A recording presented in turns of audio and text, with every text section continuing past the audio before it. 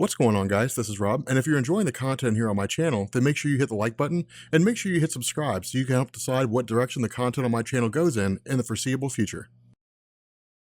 Okay, I want to go out on a limb here, and I am going to be dangerous, and I am going to submit that Valiant's Unity team is better than the Avengers. And I know some hardcore Marvel fans are going to be like, what? That's ridiculous. Okay, here's the deal. So my stance from this comes from just like interest and reading ability. I mean, in terms of powers, sure. Like Marvel's a lot more grandiose when it comes to powers than Valiant Comics is. Valiant Comics is like, the world outside your window. You're not going to find like Wolverine in the Valiant Universe. The closest you'll get to that would be like Bloodshot. And even then, it's all just based on nanotechnology. So it's not like, some inherent healing factor that's just part of, Bloodshot's gene base, or the fact that he was just born with it or anything like that. Bloodshot was effectively engineered. And so because of that, I think it'd be kind of cool, at the very least, I think it'd be kind of cool to run over Unity and sort of show you guys where I'm coming from. So the cool thing about this is that, remember, Unity comes directly out of the last run of Manowar. In the last run of Manowar, we had really dealt with the aftermath of like Planet Death, right? Like, Eric of Darcia had been taken from Earth in the early days of human history during the reign of the Roman Empire. He'd been taken aboard an alien ship. For him, only a few years had passed. He managed to engineer his escape by stealing the exo armor. He came back to Earth and found out 2,000 years had passed. Learning that virtually everything he loved and knew was gone, traveled back to their home planet, effectively took them out, and grabbed what was left of his own people and brought them back to Earth. Now, what this does is it creates a situation, the most likely, the most logical conclusion, which is where he basically just says, I'm recreating Visigoth. Well, the issue with this is that over the course of the last several thousand years, the various territories of the Earth have changed drastically. World War I really changed a lot of the geographic landscape of countries on Earth. But even before that, you had sections of the planet that were annexed, they were conquered, they were reformed, you had places that were absorbed. And so effectively what happened is that the territory that used to be Visigoth was just kind of sliced up into different territories, different countries, and a lot of this area resides within the former Soviet bloc, which is to say the territories that used to be part of the Soviet Union. So essentially what Eric is doing is he's arriving back on Earth and just trying to annex countries all in the name of restoring Visigoth. Well, again, a lot of these people kind of consider it to be nonsense. It'd be different if like he had taken over, he had showed up in a country that was formerly another country, and them being that country was maybe 50 years removed. But we're talking about Visigoth having been out of existence for 1,000 years. And so again, it creates a really wild situation, but what it's done is it's drawn the ire of Russia. Now, Russia, looking to the idea of Manowar is twofold. The first is the idea that one, he's in the backyard of the Soviet bloc, and two, Manowar represents a credible threat to the governments of the world. Manowar's armor is virtually indestructible. No one can stop him. And so Russia's really kind of jumping the gun here. They're basically saying, okay, let's look to the future. If Exo decided that he wanted to invade another country, he wanted to like kill a sitting leader, or he wanted to destroy a parliament or something like that, no one's going to be able to stop him. And so the only way to really,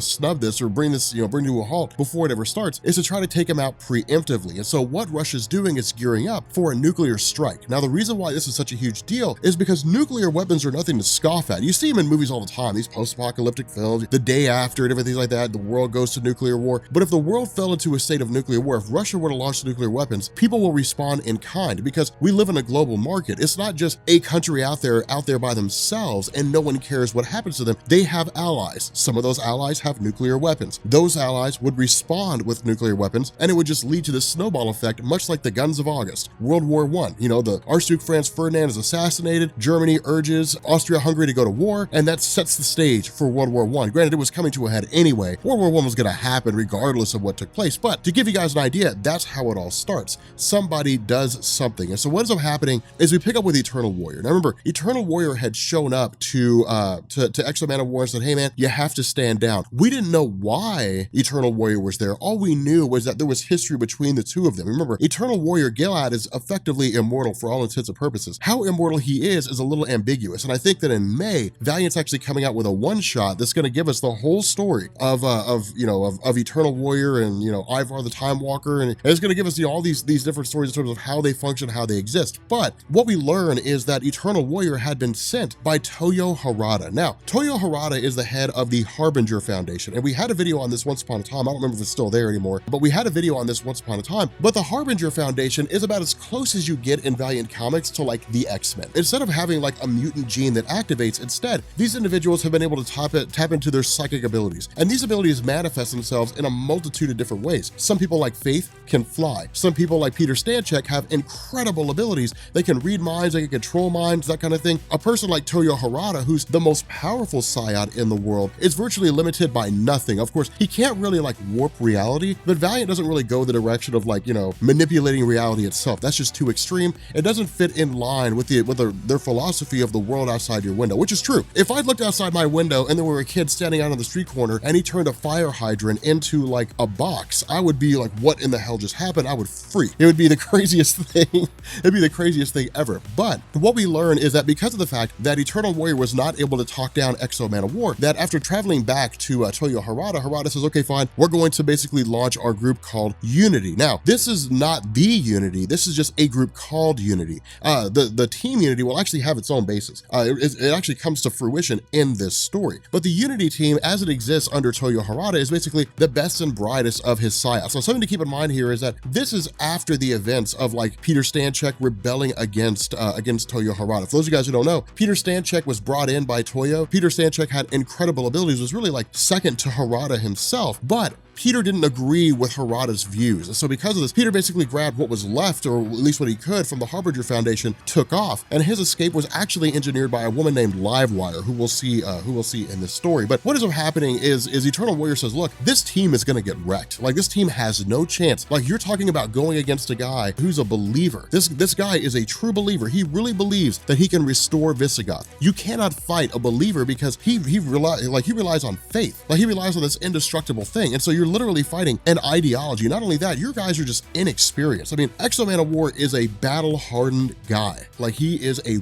warrior in every sense of the word. All the armor does is amplify what he's already capable of. But when in terms of battle formations, in terms of organizing his guys for guerrilla warfare tactics, whatever they need to do, they will win. And again, Harada doesn't really listen here too much, but the reason why is because of the fact that there's a lot on the line here. If Russia is willing to launch missiles in 24 hours, then it means that they're simply trying to prevent a nuclear strike. Now, what we also do is we actually end up jumping into Ninjak. And this is going to be a multifaceted plan. Essentially what's going to happen is Ninjak is going to show up for the purposes of incapacitating the ship. In addition to this, Toyo Harada's Unity group is going to basically show up. They're going to incapacitate Exo, and they're going to throw him in a vessel, and they're going to take him prisoner. The problem is that where Colin King goes through and is successfully able to incapacitate the ship, the idea was to do it without anybody knowing he was there. Instead, he created a distraction, which has put, Exo Manowar on high alert. Now, something to keep in mind here is that Ninjak and Exo did work together. We saw that in really like the first, second story arc. They worked together as a team. The problem with this is that Ninjak and Exo working together was tenuous. They weren't anywhere near close to what we would call friends. They were just,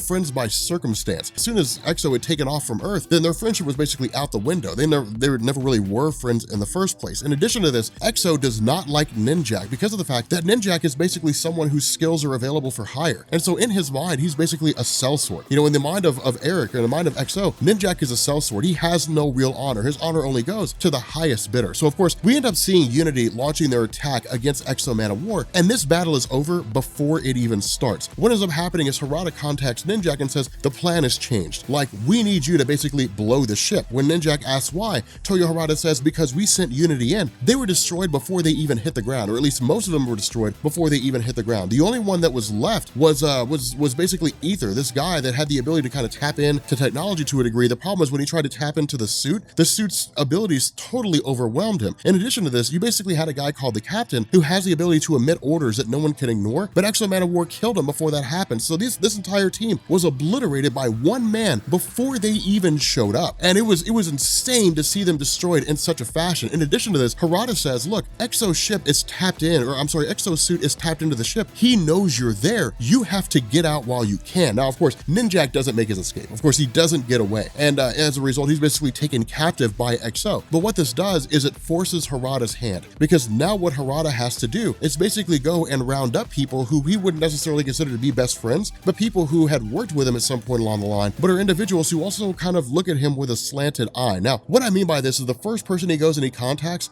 is Livewire. Now, this is where we start to get into that whole Harbinger discussion. When Peter Stanchek first showed up, he was kind of like a new concept. there. A lot of the kids kind of gave him a hard time, what have you. But as he began to rise in prominence, as he began to harness his powers more and more, people began to realize the ability that he possessed. More so than that, Livewire began to take notice. The issue with this is that the more that Toyo Harada began to realize how powerful Peter Stanchek is, the more that Toyo Harada's true motivations, true self began to come out, in the sense that when Harada had basically shown up to Livewire when she was a little girl, rescued her from the abusive situations of being in group homes and so on and so forth, that Livewire had sworn fealty. I mean, for her, there was absolutely nobody that she would go to the ends of the earth for more than Harada. She would put her life on the line. But the more she watched him interact with Stanchek, the more she began to realize that Harada is actually just a bad guy. He's actually just an evil guy. Now, whether or not it was because of the fact that she ignored this by way of, swearing loyalty to him, or whether it was because of the fact that she just simply didn't know, is something that's actually explained, within this line of story. But the idea here is that she had basically engineered a way for Peter Stanchek and his group to get away, and then essentially just kind of self-exiled, went into self-exile. So because of this, what ends up happening is Harada goes back and says, I need your skills. Because remember, she's one of the most powerful psiots in the world. She can tap into machinery more so than either could. And so because of that, she's not going to be overcome by the suit of Exo Manowar. Instead, she's actually going to be able to harness it. Now, the idea of Harada is not necessarily to have her access the suit. The idea of Harada is to have her access the ship, so they can seize control of it. They can basically turn it into a tomb for Exo to keep his folks from escaping. The problem is, of course, Ninjak engineering his escape as well. They all kind of come together, but it draws the attention of Eric, with everybody knowing that he's there. And so because of this, Eric basically leads them into a trap. Eric effectively baits them there because Eric knew that they would walk the ends of the earth to come and find him.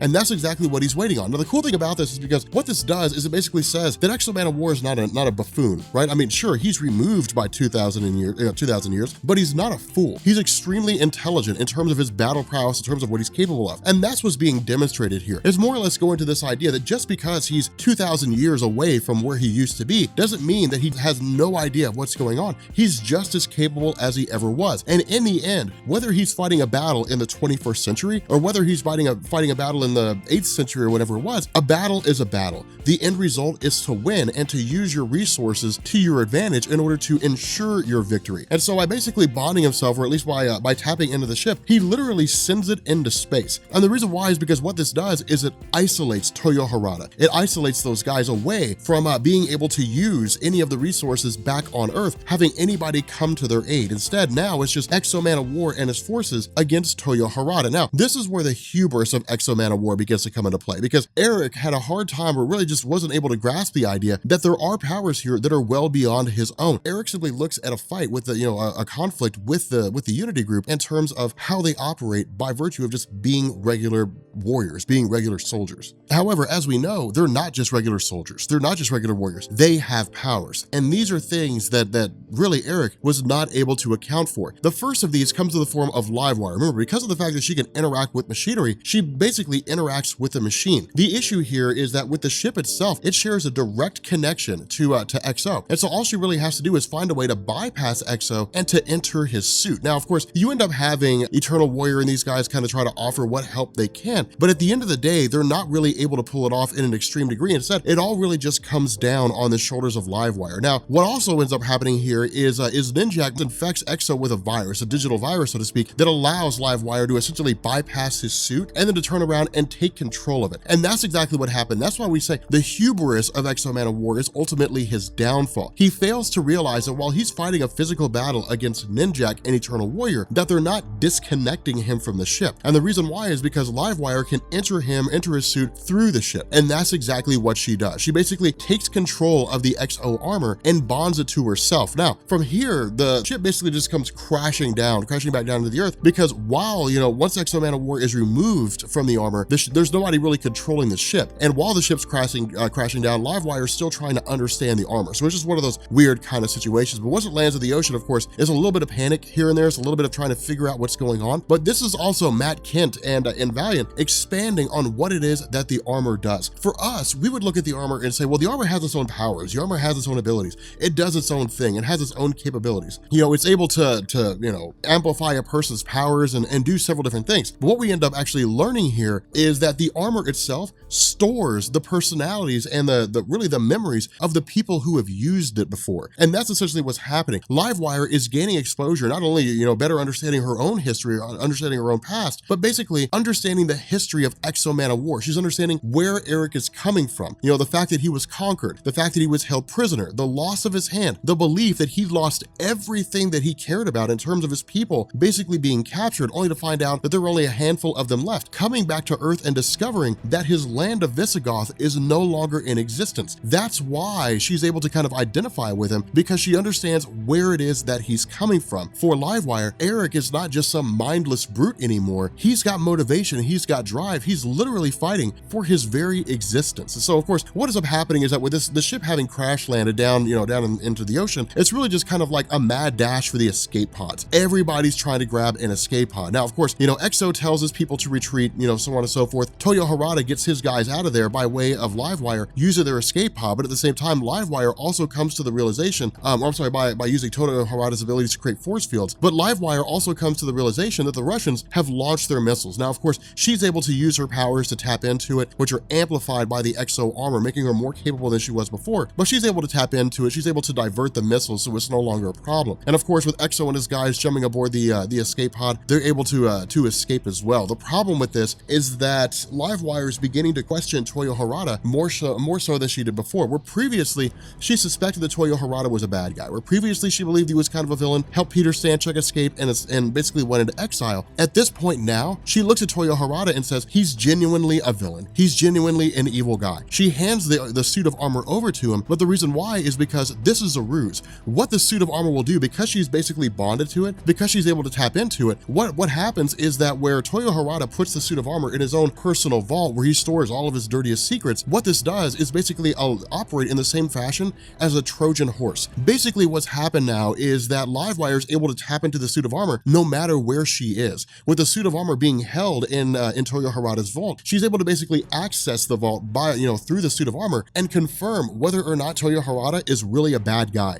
And that's what she ends up finding out. All of his dirtiest secrets, the fact that he's a villain, the fact that he's bent on world domination, the fact that he's such a terrible guy, he's nothing like what she believed he was. And so what she does is she basically rallies Eternal Warrior, Ninjak, and herself together in order to basically take the armor back and give it back to Exo Manowar. Now the problem with this is that it's no easy task. It's not an easy thing to do. The first person they really have to go against is Anchor. Now Anchor was part of that original Unity team that was destroyed, but Anchor was forced to stay behind. And the reason why Anchor was forced to stay behind is that in truth, he does have, invulnerability, but he's not fast. He's not quick thinking. He's more of just a blunt instrument that can be used by the Unity team to fight off against people. The issue here is that when Unity first went against Exo Manowar, because of the armor that he had, because of the powers that he had, because of his battle experience, they needed people who were light, they were nimble, they were quick on their feet. And so, Anchor was basically forced to stay behind while his teammates were basically killed. The benefit to this is that when Ninjak breaks into the building for the purpose of taking the XO armor, he ends up coming across Anchor. When he goes to attack Anchor, of course, his indestructible skin makes him virtually impossible for Ninjak to take out. And so it's really,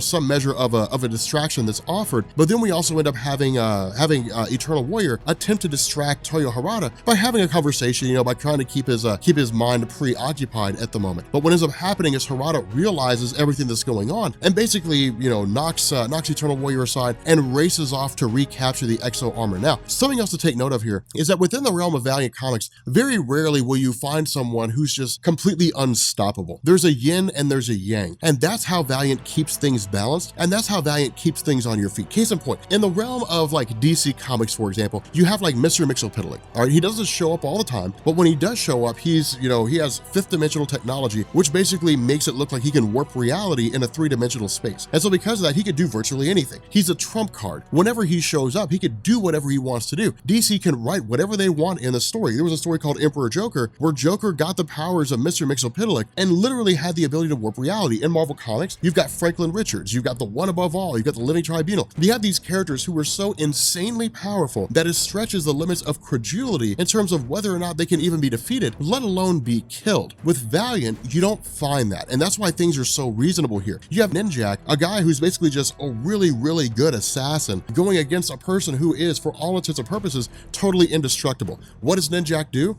he gasses him. The obvious decision to make, the best decision to make, because this guy, despite his invulnerability, still has to breathe. And that's why I kind of like, that's one of the reasons why I like this whole unity concept a little bit more than the Avengers, because with Marvel Comics, you have like the Juggernaut, right? The Juggernaut, whenever Kane Marco's wearing the suit, he doesn't require air, he doesn't require water, he doesn't require food, any sustenance of any kind. He's basically immortal by all standards of measurement. The Incredible Hulk is the exact same thing. During Greg Pak's run, the Incredible Hulk was subjected based on whatever environment he was in. He had to breathe, that kind of thing. There was a run later on where it was confirmed the Incredible Hulk basically would adapt to whatever it is that he needed. If he was underwater, he would have gills. It was just all these crazy situations that would bolster and make the characters more and more unbelievable as time progressed, because writers simply just needed a way out of the stories that they were crafting. With Valiant, they play it very close to the vest. Things are very tight, things are very contained, and they're very reasonable. Now, of course, with Toyo Harada showing up on the scene, with Ninjak having attained the XO suit of armor, of course, Toyo Harada recalls it to himself, and then Livewire jumps in, and Livewire basically takes the suit. From here, it's essentially, Eternal Warrior jumping in, and Eternal Warrior incapacitating Toyo Harada. You have Ninjak fighting against Toyo Harada, but what ends up happening here is it's really Valiant sitting down and saying, this is how powerful Harada is. Harada is the most powerful psiot on Earth. Telepathy, telekinesis, mind reading, so on and so forth. No one can really stand against him. They can fend off as best they can, but they cannot defeat him for the long haul in their normal forms. Instead, what happens is, because of her loyalty, because of the fact that she doesn't genuinely want to kill him, she still holds some measure of loyalty to Toyo Harada. What ends up happening is Livewire actually grabs him, flies him into the stratosphere to the point where he basically begins to lose oxygen. He passes out, and she drops him back to Earth again. Now, of course, the explanation that's offered here is that because of the fact that his telepathy and telekinesis are basically subconscious and conscious, that his body manifests a defense field to basically keep himself safe, to keep himself protected if he were to hit the ground. And that's about the extent of,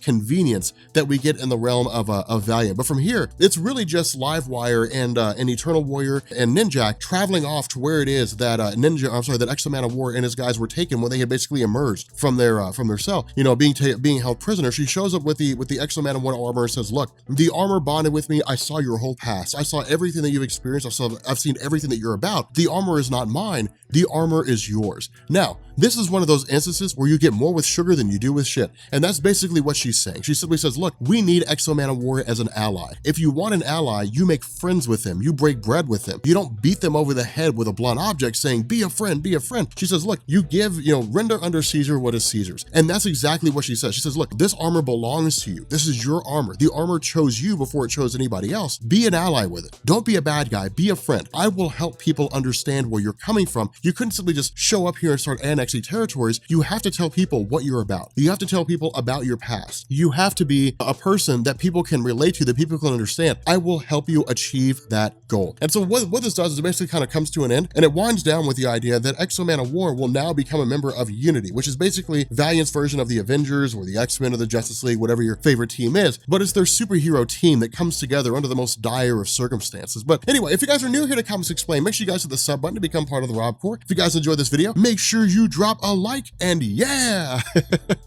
I will catch you all later. Peace.